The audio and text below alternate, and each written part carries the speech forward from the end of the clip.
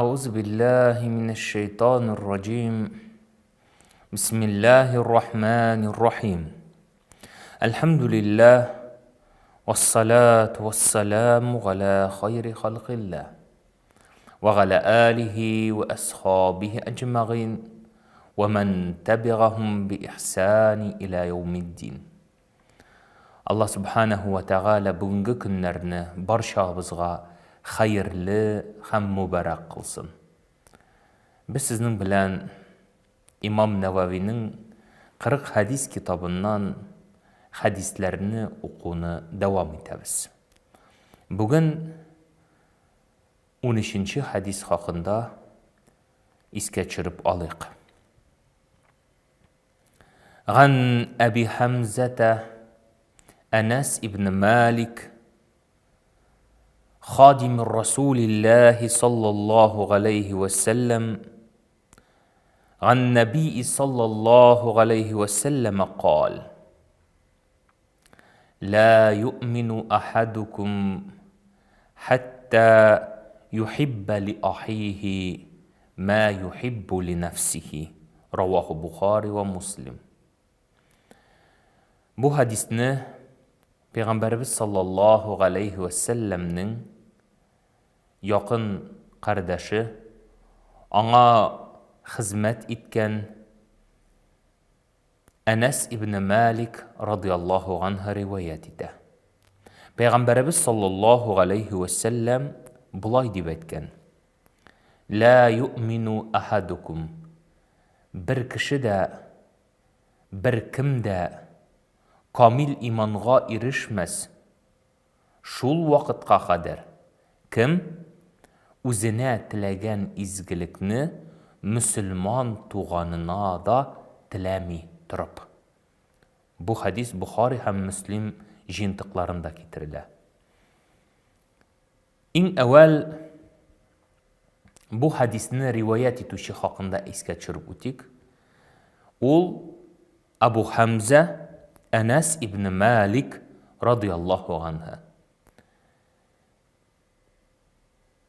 Enes ibn Malik 10 yaşı tulğanda Peygamberimiz sallallahu aleyhi ve sellem yanına gelip rıxsat sıradı.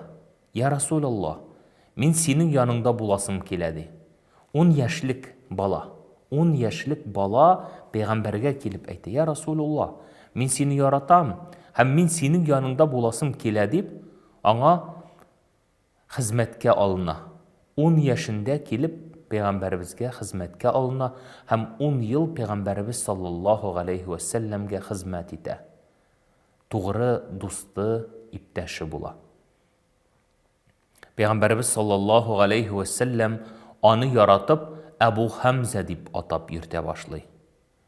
Hem Abu Hamza Enes ibn Malik radıyallahu anh'a Peygamberimiz sallallahu aleyhi ve sellem'nin duasına layık bula. Peygamberimiz ona dua kıla.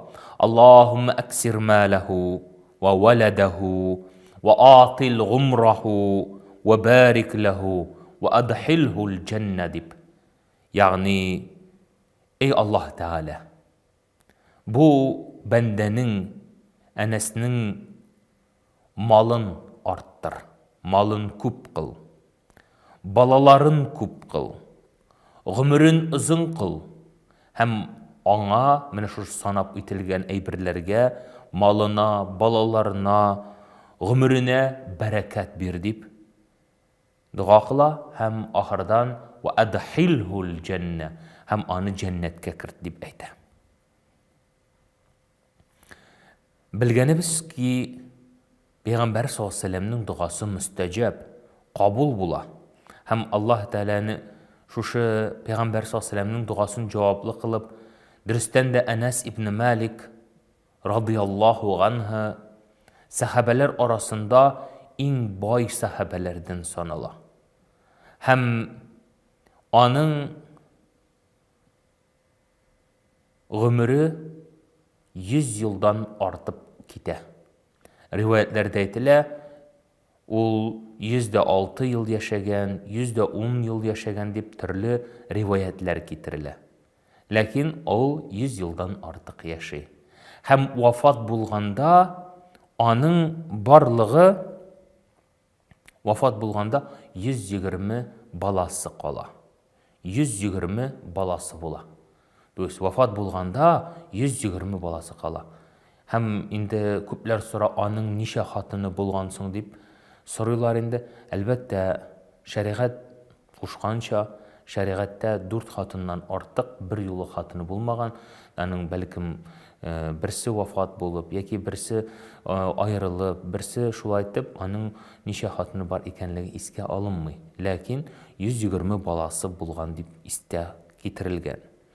Һәм Имам Малик 93 хиҗри елда вафат була Басра шәһәрендә, һәм Пәйгамбәребездән 2286 хадис риваят итә. Бу мукассирун, ягъни хадисны иң күп риваят кылучылардан санала. Хадисның үзенә килгәндә Пәйгамбәрбез саллаллаһу алейхи ва саллям әйтте: "Камалул иман ла ю'мину" диде. Ягъни бер кеше дә камил иманга ирешмәс. Ягъни димәк бу сүзне әйтте икән Пәйгамбәр, димәк ул күрсәтә, камил иманга ирешү өчен түбәндәге эшләрне эшләргә кирәк икәнлеген. Камил иманга ирешүнең юлларын күрсәтә һәм шуның аты ла ю'мину ахадукум ди. Ягъни камил иманга ирешмәс шул бәндә. Сахабалар кем ул, нинди эш дип сорагачтан, беренчесе ан юхибба ли ахиhi муслим min al-khayri ma yuhibbuhu li nafsihi. Иң беренчесе ул да булса, кайчан мөселман бәндәсе, мөселман кешесе үзенә теләгән изгелекне мөселман туганына да тели икән. Ягъни син үзеңә берәр изгелек телисең икән, аны мөселман туганына да телә дигән хадискә муафиq буларак, то есть камил иманлыкка ирешүнең беренче сыйфаты, беренче эше ул да булса үзеңә теләгәнне, изгелекне башкаларга да теләү. Чөнки Пәйгамбәр саллаллаһу алейһи ва саллям әйтте: "Әгәр син дугаларыңны Аллаһ Тәала җаваплы кылуын теләсәң, башта ул теләкне мөселман кардәшләреңә, мөселманнарга телә, Аллаһ Тәала сиңа да аны җиткерми калмас" диде.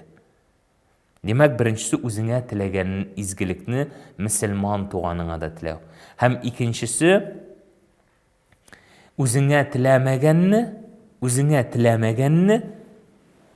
мөселман туганыңа да теләмә. Син үзең теләмисең шушы әйбернең синдә булмавын. Чөнки ауру, зәхмәт булсынмы яки башка әйберне аны теләми кеше. Һәм син аны башкаларга да теләргә тиеш түгелсең.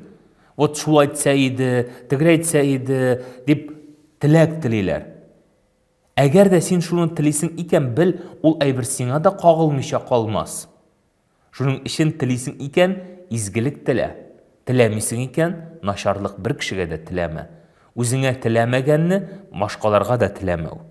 Һәм өченчесе ан яштахида фи ислахи ахиhi муслим. Әгәр дә син мөселман кардәшеңдә берәр авырлык, берәр начарлык күрәсең икән, димәк син аны төзәтергә тырыш, төзәтергә ашык. Бәлкем ул синеңә мохтаҗдыр. Син әгәр дә аны төзәтергә, аңа булышырга мөмкинчелегең бар икән, димәк син аңа ашык дигән.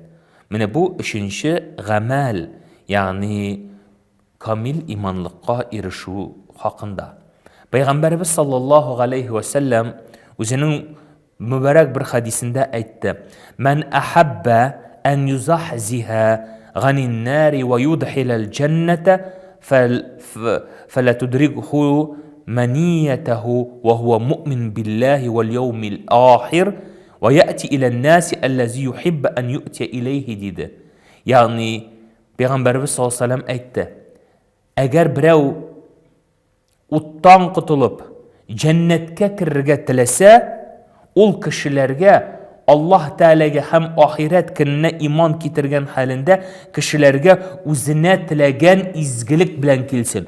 Үзеңә теләгән изгелек белән килсен" ди. Әгәр син җәннәткә кирергә теләсәң, җәһәннәмнән кутылырга теләсәң, димәк син шушыны эшләячәксең диде.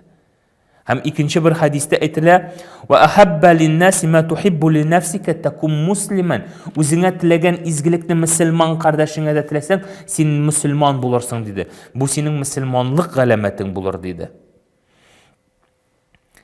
Кызганычка каршы, кешеләр арасында һәм шулай ук мөселманнар арасында да бик күп көнчелек, хәсәтлек хисе күп.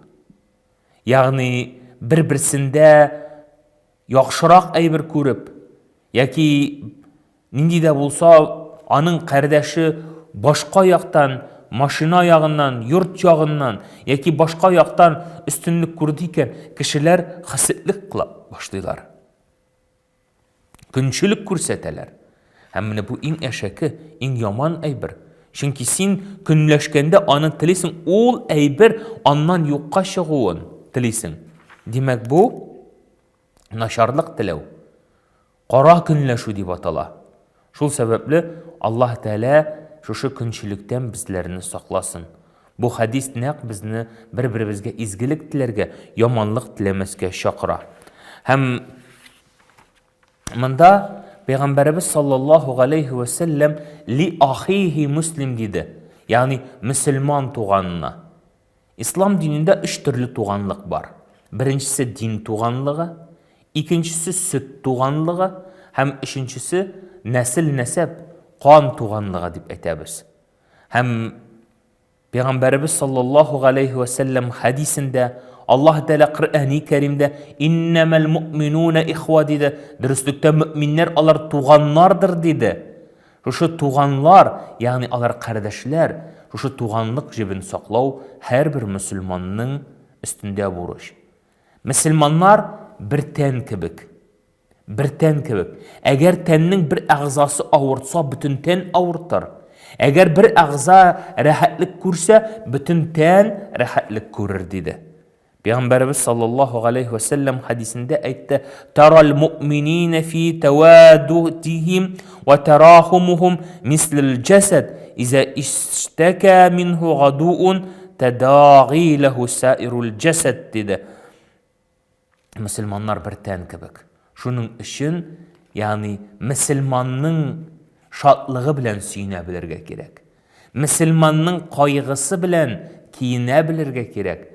Мөселманның кайгысыннан шатланасың икән, бел, бу синең иманыңда кимчелек бар икәнлеген күрсәтә. Шул сәбәпле Аллаһ Субханаһу ва Тәгалә һәр барчаларыбызга бер-беребезгә илфат мәхәббәттә яшәргә насыйп итсен. Бер-беребезгә карата үзебезнең хөрмәтебезне, бер-беребезгә карата үзебезнең якын дустана мөгамәләбезне күрсәтә белик.